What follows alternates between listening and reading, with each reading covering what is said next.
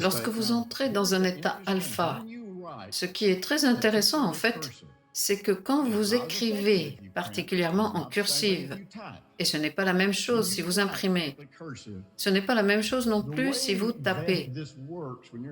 Quand vous écrivez donc en cursive, ce que ça fait quand vous êtes dans un état alpha, d'après un psychiatre, ça contourne le conscient. Vous savez, les libéraux, s'ils ont le choix entre ce que Dieu dit et n'importe quoi d'autre, ils choisiront toujours n'importe quoi d'autre, même s'ils ne savent pas qu'il s'agit de la parole de Dieu.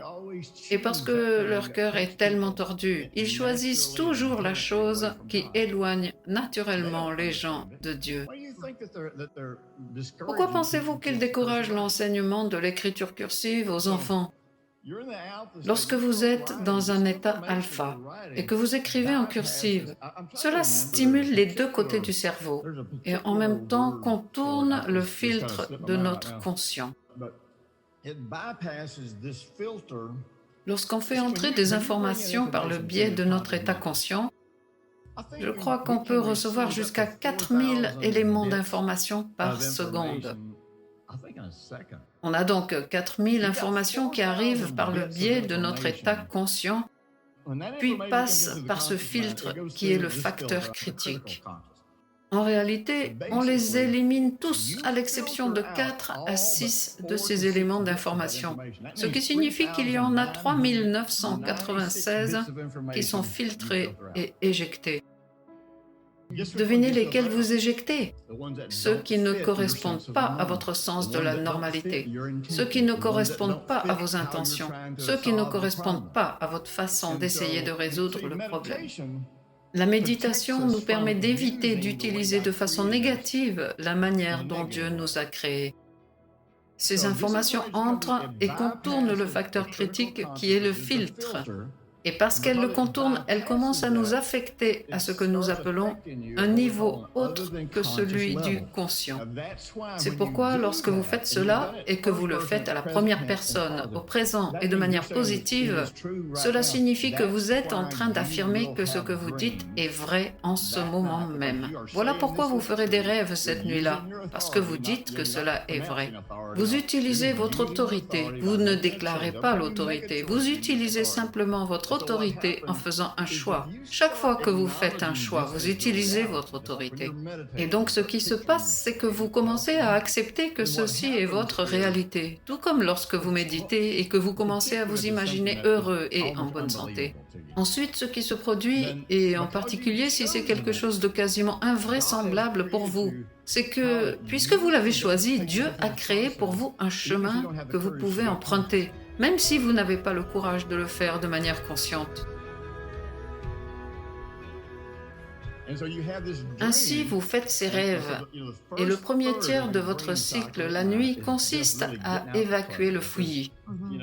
Il s'agit simplement de vous débarrasser des choses stupides auxquelles vous avez pensé et dont vous avez parlé toute la journée, et que vous n'avez pas besoin de porter plus loin.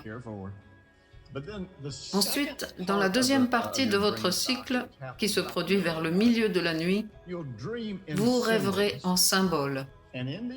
Et bien souvent, vous ne comprendrez même pas ce que ces symboles signifient. En fait, vos rêves en symboles vous représentent en train de faire et d'être ce que vous avez écrit dans cette déclaration avant de vous endormir. La raison pour laquelle vous ne pouvez pas vous en souvenir est que vos ondes cérébrales ont changé. Vous vous réveillerez et vous vous souviendrez, mais plus vous vous éveillez, plus ce souvenir semble s'éloigner comme un nuage. Ce qui est intéressant, c'est que dès que vous revenez à ce même état d'onde cérébrale, vous vous en souvenez de nouveau. Chacun de mes exercices de méditation et de physique du cœur ont été développés dans l'état alpha. Ils n'ont pas été développés dans mon état conscient. Ce qui est intéressant, c'est de décider quand je ressens le besoin de développer quelque chose qui va m'aider de cette manière. Et je me mets dans mon état méditatif et je vois simplement ce qui en sort. sort. Les premières fois que j'ai fait cela, ça m'a fait peur parce que lorsque je revenais à l'état conscient, je ne pouvais pas m'en souvenir.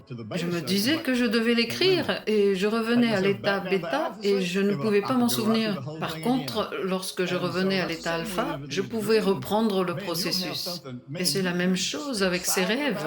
Il y a quelque chose qui vous a excité, etc. Mais ça n'arrête pas de vous échapper. Pourquoi? Parce que vous quittez cet état. Ensuite, la troisième partie de votre cycle est pendant le dernier tiers de la nuit. Et les rêves qu'on fait dans le dernier tiers de la nuit, en fait, sont des rêves symboliques. Et c'est là que vous pouvez avoir des rêves pervers. On peut faire des rêves où l'on commet des actes immoraux, ou bien on tue quelqu'un, ou simplement des rêves complètement dingues. C'est là que la plupart des gens se réveillent et se disent « Oh mon Dieu, je suis possédé par un démon, je ne pourrai jamais en parler à qui que ce soit. » Et si vous allez voir quelqu'un pour interpréter vos rêves, la plupart des gens vous diront « Oui, vous avez tel problème. » Mais les autres ne peuvent pas interpréter vos rêves pour vous. Certaines personnes peuvent vous aider dans une certaine mesure, mais vos symboles signifient ce qu'ils signifient pour vous et non ce qu'ils signifient pour quelqu'un d'autre. Lorsque vous rêvez que vous commettez un adultère ou que vous faites quelque chose d'immoral, en fait, ces rêves symbolisent quelque chose dans votre système de croyance dont vous devez vous débarrasser. C'est ce qu'on appelle des rêves d'évacuation. Il faut les évacuer. Quelle que soit cette croyance, il vous faut abandonner tout ce qui pourrait vous empêcher de vivre ce que vous avez décrété être vrai pour vous et dont vous avez rêvé au milieu de la nuit.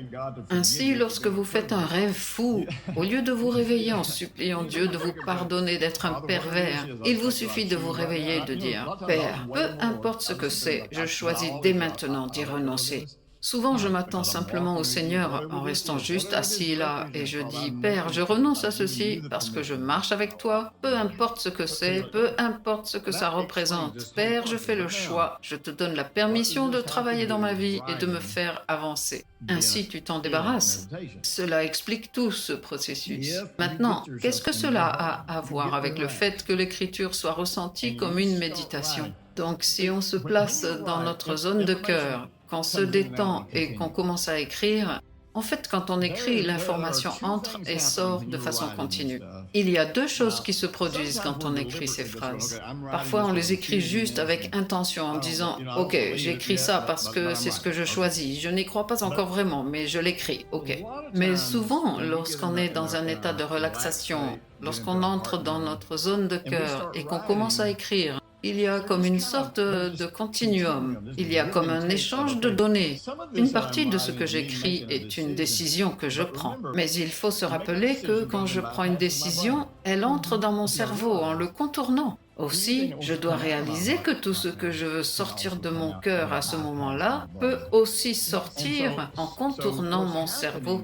Et donc ce qui se passe, ce n'est pas différent que d'entrer dans un état méditatif et juste vous attendre au Seigneur et soudain vous commencez à voir et à percevoir quelque chose. La seule différence est que vous le transformez en mots.